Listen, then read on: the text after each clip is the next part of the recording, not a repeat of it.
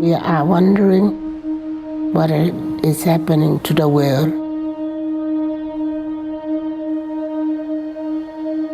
Everything is changing.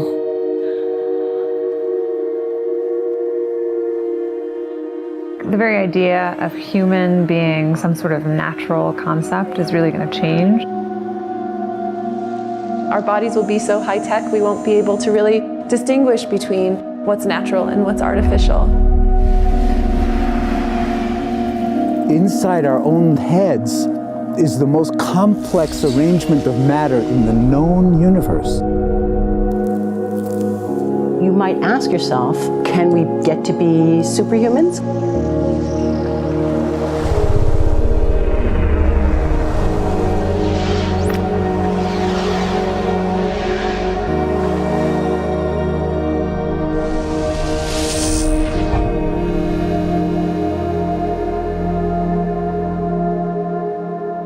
The original Industrial Revolution was driven by the discovery that you could use steam engines to do all kinds of interesting things. But that was followed by additional revolutions for electricity and computers and communications technology. We're now in the early stages of the fourth Industrial Revolution, which is bringing together digital, physical, and biological systems.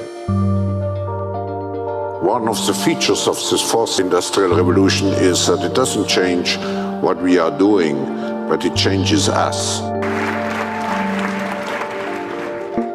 With the ability to visualize brain activity, for example, through a simple consumer-based EEG device, it gives us access to ourselves in ways that we've never before thought possible. It unlocks the black box that is the brain and enables us to really, truly be able to realize an identity that is aspirational. There's now a scientific foundation for the effects of mindfulness on the brain, on the genome, on biological aging. And when the human mind does know itself, then you get the potential for a new renaissance that restructures itself in terms of our relationship to life, our relationship to the planet, our relationship to work. We need a different economic model.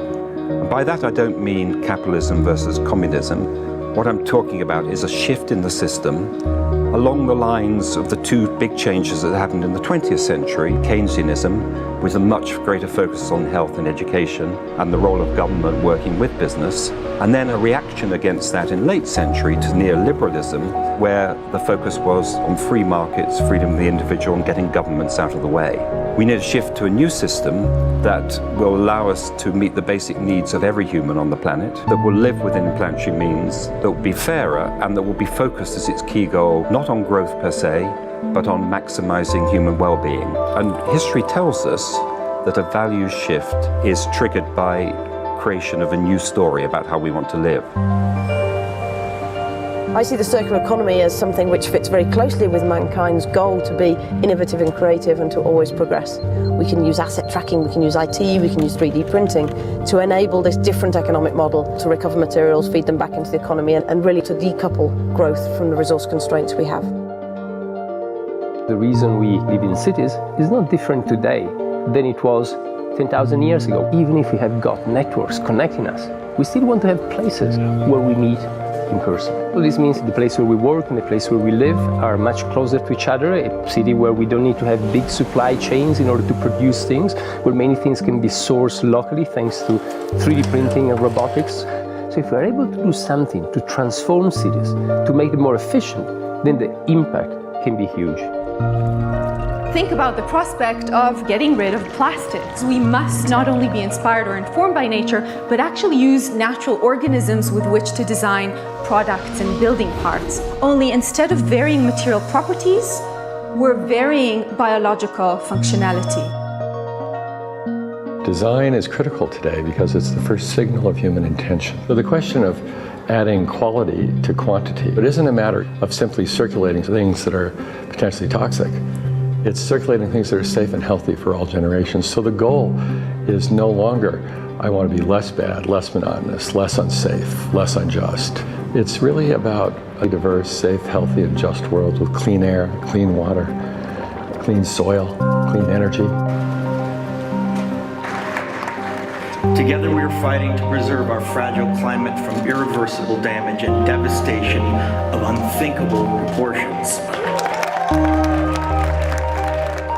If we think about the original Industrial Revolution, it was an energy revolution. I like to think of it as a kind of bookending of a period in human history during which we used fossil fuels, and it worked very well for us for a long time. But now we have to bring that to an end. We have energy technologies that can power our civilization: solar, wind, biomass. So then the question is, well, how do we get grid integration? Maybe the wind is blowing in Denmark, the sun is shining in Germany, and now you can move that electricity through an integrated grid.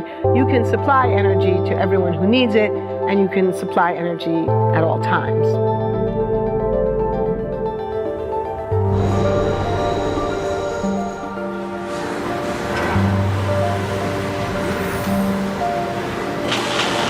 Walking around, you do see different stuff as far as like the body marriage line.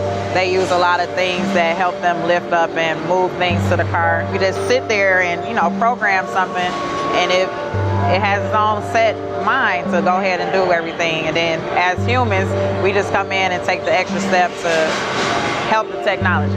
It's not the cure-all for everything. There's definitely a lot of things where people perform the operation better, but certainly for the right applications, robotics are a huge improvement for the process. The projection of 5 million jobs lost by 2020 to technology is serious, but it's not the main question.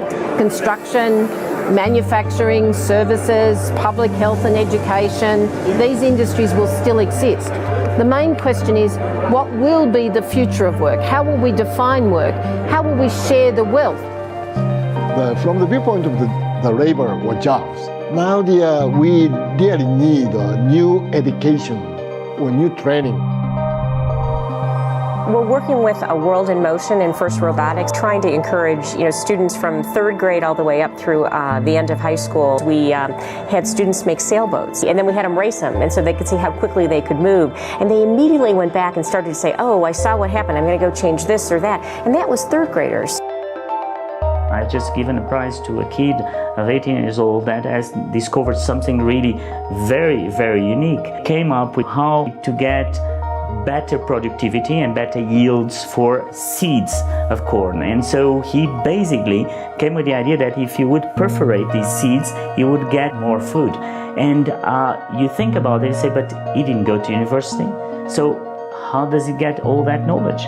And he told me, I mean, I've been watching YouTube since the age of 12, and I'm so interested that I've seen everything about it. I've read everything about it. The world is really open to learning. The thing is, how do you give the incentive to your kids to do that? It's this ability of digital technology to change outcomes, to truly empower people all over the world that can create a more equitable growth, because I think the world needs that. Fourth industrial revolution has the potential to make inequalities visible and to make them less acceptable in the future, and hopefully to gather and garner political support to take the necessary decision to reduce the gap. Humans have always been using tools, but because of the recent advances in technology, we're beginning to have machines that can augment us in all sorts of interesting ways. I was the first person in the world to be able to voluntarily move my legs while stepping in a robot by exciting the nervous system using electrical stimulators directly onto the spine. We believe that a cure will be possible if enough of the right people have the will to fast-track a cure for paralysis.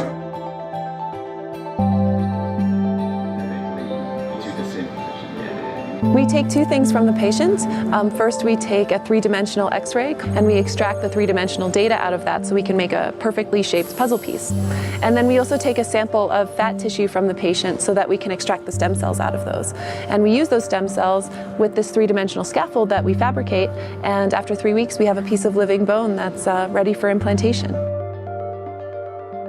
Being able to use genome editing to understand the genetic changes that lead to cancer, and technologies like drug delivery, getting molecules into particular types of cells. There's a lot of excitement about being able to move much more quickly on this disease. One of the things that I think is so essential to free and open societies is freedom of thought. And up until now, the conversation we've been having is around freedom of speech. Once we can access people's thoughts and access people's emotion, we have to create a space that enables people to think freely, to think divergent thoughts, to think creative thoughts. And in a society where people fear having those thoughts, the likelihood of being able to enjoy progress is significantly diminished. We need to take responsibility at every level of society, from the individual and the personal to the institutional to the global, to adapt to these technological challenges and changes which are redefining what it means to be human, what it means to work, what it means to be completely embedded in this world. People always ask me if I'm an optimist or a pessimist. The technology exists, but how do we get it and implement it at the scale we need at a price that people around the world can afford?